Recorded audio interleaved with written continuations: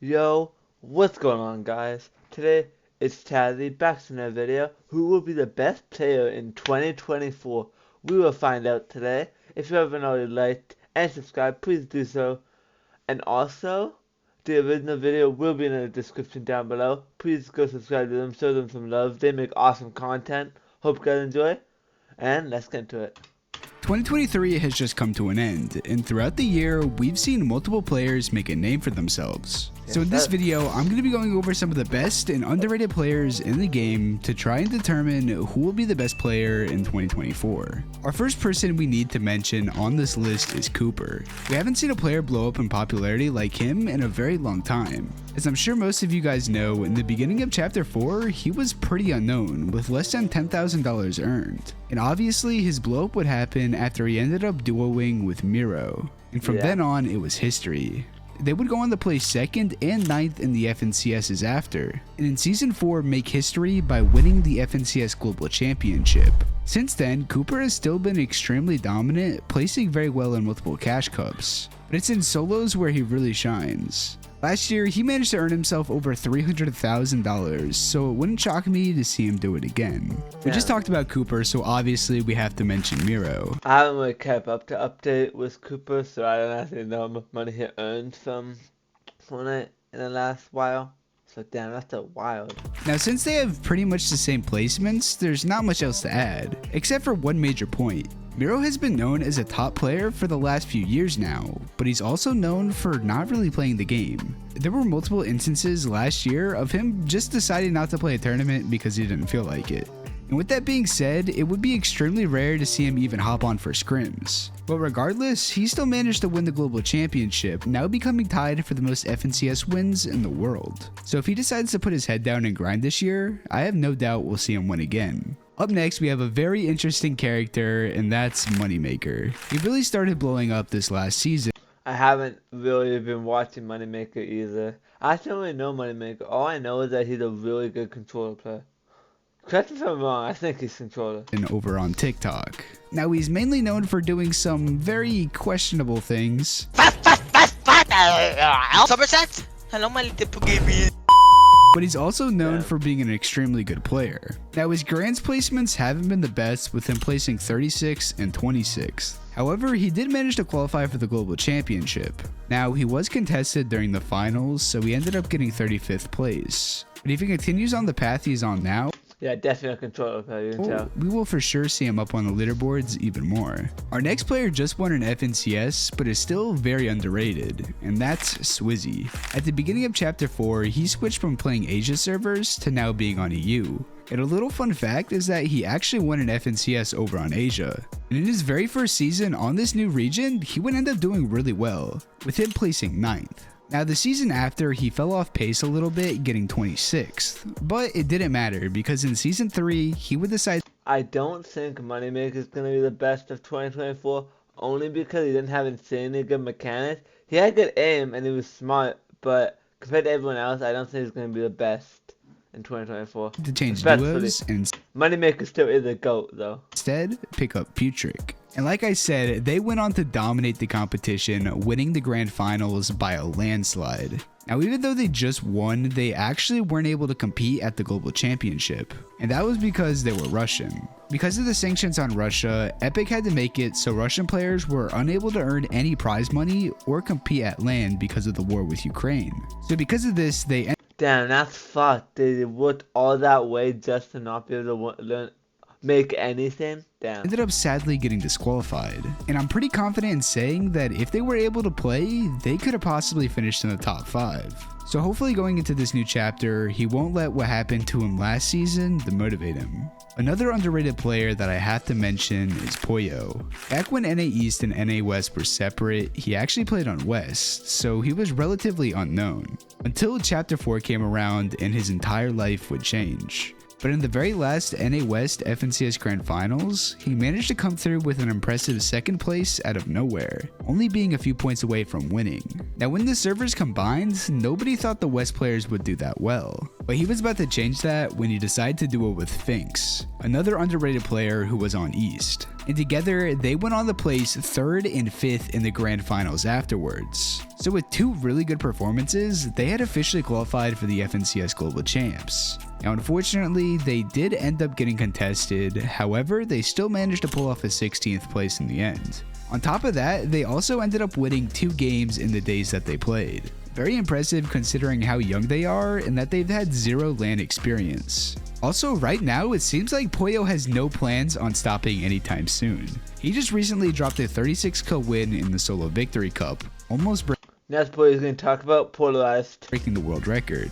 And on top of that, he's just won the most recent Duo Cash Cup with his new teammate, Peterbot, who's going to be next up on this list. Now, unlike a lot of players in this video, Peterbot never actually had any crazy FNCS performances last year. Throughout those 4 seasons, he ended up playing with a different teammate every single time, with his placements being 16th, 9th, and 18th. And since he didn't do the best, he wasn't qualified for the Global Championship. However, there was the last chance qualifier, so he decided to reunite with his old duo that he ended up winning with back in Chapter 3 Season 2's FNCS. And this decision worked out because he ended up winning the LCQ. But at the LAN event, they only managed to come through with the 26th. Now the last chapter was pretty decent for him, but nothing crazy. However, so far in this chapter, it's been a completely different story. He's already won multiple events so far, and in the Solo Victory Cup, he's dropped a 35 kill win, a 36 kill win, and a 39 kill win, currently holding the world record. Everyone has known for a while that he is one of the best fighters in the game, so if he keeps up this momentum, it'll be scary to see what he does in the future. For our next 2 players, we'll combine them since they've played the entirety of the last year together, and that's Thomas HD and Malabuka. They're very well known for being some of the best players in the world to never win an FNCS, and in this chapter, they placed 2nd, 3rd, and 9th. Unfortunately, in the Global Champs, they were contested, so they ended up placing 39th. And after that performance, Oh my fucking god. What kind of ads like that, bro? at the Global Champs, they ended up splitting. But they're both extremely good players, so I'd be surprised if neither of them win an FNCS this year. I mentioned Malabuka and Thomas HD were contested, and that was by Kanata and Agers, so they gotta be up next. They started this year extremely strong, placing 2nd in the Season 1 Grand Finals. Now in Season 2, they would end up getting contested, however, they still managed to pull through with a 12th place. But Season 3 would be where he would finally win that Grand Finals he had been striving for. And fun fact, Kanata is the only player in the world to qualify for every single FNCS Grand Finals. Now, like I just mentioned, in the Global Champs, they were contested. However, they still managed to get an 18th place. And going into Chapter 5, they're still duoing together, so I have no doubt they'll pop off once again. Now, they were very consistent throughout the year, but almost nobody can beat the consistency of Kami and Seti. Coming off of a win in the 2022 FNCS Invitationals, everyone had high hopes for them. But in that first season, they'd end up getting contested, resulting in a 23rd place. However, they would go crazy with a 5th and 4th in the finals afterwards. And going into the Global Champs, everyone had them up there to win and go back to back. But in the end, they'd finish in 2nd, still an extremely good year for them. On top of these amazing FNCS placements, Kami actually won the Zero Builds Gamer 8 LAN, bringing home $125,000. Our next person on this list is another player who had an insane blow up in 2023. And that's Pixie. Chapter 4 Season 1 was actually the very first time he had ever made an FNCS Grand Finals. And he ended up placing 5th. Extremely impressive considering. But the next 2 grands, he would fall off pace, getting a 21st in Season 2 and not even making the finals in Season 3. But like some of the other players in this video, he had one last shot in the last chance qualifier, where he needed to place top 9. But unfortunately, they would finish in 10th place, just a few points off of making it. However, they ended up getting blessed. The team in 2nd place ended up getting disqualified, so that meant they officially made it. And throughout the tournament's grand finals, he was in 2nd place for pretty much the entire time, but in the end they dropped down to 4th place. But considering he went from not even making a grand finals in 2022 to earning himself over $200,000 the year after, I once again have no doubt that 2024 will be his year. Our next two players have been around for a very long time, but even nowadays, not many people give them the credit they deserve. And that's Chicho and Trulex. Now at the beginning of this chapter, things started off very rocky. Originally, they weren't even going to play with each other, but after both of them didn't do the best in the week 1 qualifiers, they decided to split up with their teammates and play together for the remaining of FNCS. Now since they didn't play the first week together, they didn't qualify to the grand finals that season. But the next two after that, they would pop off. In Season 2, they placed 9th, and in Season 3, a 2nd place. And as I'm sure you all know by now, since they placed well in that last season, they made it to the FNCS Global Championship. But even though they made it all the way there with some really good placements, still nobody thought they'd do all that good. Especially because, unfortunately, they would end up getting contested the entire tournament. However, to everyone's shock, they ended up winning 2 games in the grand finals, managing to place 3rd in the end. And who knows, if they were never contested in the first place, we could have possibly seen them win. Now, since I don't have time to list off everyone who I think will do good this year, we'll go through a bit of a speed run. Ace and Mustache have to be mentioned since they ended up winning an FNCS and coming 2nd in another one. On top of that, they finished 15th at the Global Champs. I talked about Kami and Seti being super consistent this year, and these next two duos are right up there with them. Acorn and Cold have had an extremely good run so far, coming through with a win in their very first season playing together.